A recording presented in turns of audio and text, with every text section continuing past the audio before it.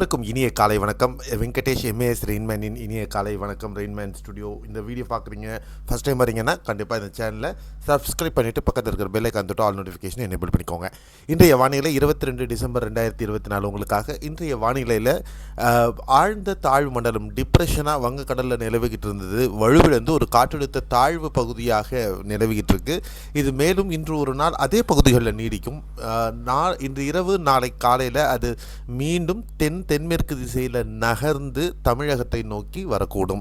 24ஆம் தேதி 25ஆம் தேதி கிட்ட நம்மளுக்கு ஆல்மோஸ்ட் வட தமிழகத்துக்கு கிட்ட வரும்.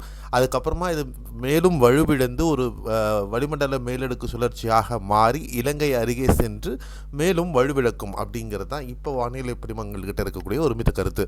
இந்த நிகழ்வு காரணமாக 25ஆம் தேதி இரவு 26ஆம் தேதி கடலோர தமிழகத்தில் சென்னை முதல் ஆந்திராவிலிருந்து சென்னை முதல் டெல்டா பகுதிகள் வரையிலும் மழை தொடங்கும்.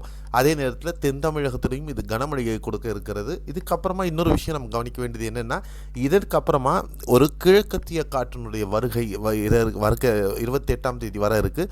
28, 29, 30, 31 இந்த 4 நாட்கள் தமிழகத்தில் பரவலாக மழை சென்னை உள்பட இருக்க போகிறது. வட தமிழகம் மட்டுமல்ல, உள்ப தமிழகம் மற்றும் தென் தமிழகத்திலையும் சில பகுதிகளில் கனமழைக்கான வாய்ப்புகள் இருக்கிறது. கடந்த 24 மணி நேரத்தில் கிருஷ்ணகிரி மாவட்டத்தில் பரவலாக கனமழை பதிவாகி இருக்கிறது.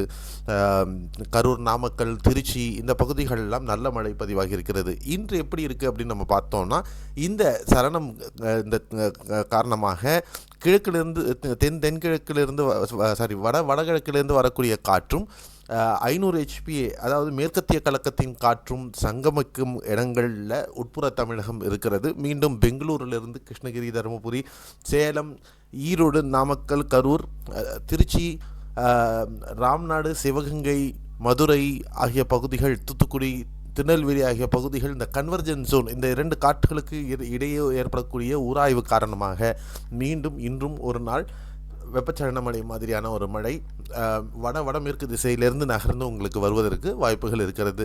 உங்கள் புரிதலுக்காக இந்த படத்தில் இந்த மேலிருந்து காட்டக்கூடிய இந்த கோடை பார்த்திங்கன்னா மேற்கத்திய காற்று வரக்கூடிய இடம். இந்த பக்கம் பார்த்திங்கன்னா இந்த வடகிழக்கு திசையிலிருந்து வரக்கூடிய காற்றின் இது. ஸோ இந்த இரண்டுக்கும் இடையே ஏற்படக்கூடிய உராய்வு காரணமாக தான் இந்த கன்வர்ஜென்ஸ் ஜோன் பாக்ஸ் மாதிரி போட்டிருக்க இடம். இது கன்வர்ஜென்ஸ் ஜோன். இதனால் ஏற்படக்கூடிய உராய்வு காரணமாக தான் இந்த பகுதிகளில் மழை ஏற்படும் அப்படின்னு நம்ம சொல்லலாம்.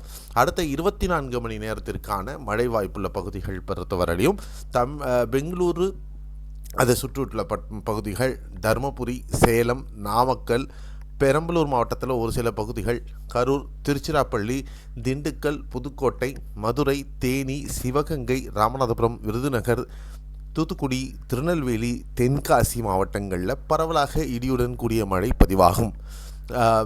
சென்னை, திருவள்ளூர், காஞ்சிபுரம், செங்கல்பட்டு, வேலூர், திருவண்ணாமலை, கடலோர மாவட்டங்களில் பாண்டிச்சேரி, கடலூர், நாகை, காரைக்கால், டெல்டா மாவட்டங்கள், தஞ்சை, அரியலூர் மாவட்டம், விழுப்புரம், இந்த பக்கம் திருவாரூர், நாகை மாவட்டங்களில் மேகமூட்டத்துடன் ஒரு சில பகுதிகளில் லேசான மழை பதிவாகலாம். நாகர்கோவில், கன்னியாகுமரியிலையும் ஒரு சில பகுதிகளில் லேசான மழை பதிவாகலாம். மற்றபடி பெரிய அளவுக்கு இந்த மழை உட்புற பகுதிகளில் கடலோர மாவட்டங்கள் இருக்காது. உட்புற பகுதிகளில் தான் இந்த வெப்பச்சலன மழை மாதிரியான இந்த மழையானது நீடிக்கும். ஏன் வெப்பச்சலன மழைன்னு சொல்கிறீங்க அப்படின்னா, எப்போவும் நமக்கு தென்மேற்கு பருவமழை காலத்தில் வரக்கூடிய மேற்கு திசை காற்று வரும்போது எப்படி இடிமழை உருவாகுதோ அது மாதிரி தான் இந்த மழை மேகங்களும் இந்த மேற்கத்திய கலக்கம் மேலடுக்கிலையும் கீழடுக்கில் இருமிகு காற்று வடகிழக்கு திசையிலிருந்து இரண்டும் சங்கமிக்கிறதுனால ஏற்படும். அப்படிங்கிறதுனால இது ஒரு சலனம் சார்ந்த மழை அல்ல, ஒரு கன்வர்ஜென்ஸ், ஒரு காற்று குவிதல் காரணமாக ஏற்படக்கூடிய மழை அப்படிங்கிறதுனால இந்த மாதிரி சொல்கிறோம். இதுதான் உங்கள் புரிதல். இந்த சேனலை பொறுத்தவரையிலும் வானிலை பற்றின அனுமானம் மட்டும் இல்லை, உங்கள் புரிதல், நீங்களும் ஒரு வானிலையாளராக மாறலாம் என்பதை பொறுத்து ஆரம்பிக்கப்பட்டது. மீண்டும் அடுத்த காணொளி நாளை காலையில் சந்திக்கலாம். அதுவரை உங்களிடமிருந்து விடைபெறுகிறேன். நன்றி, வணக்கம். By. See you. Have a nice day.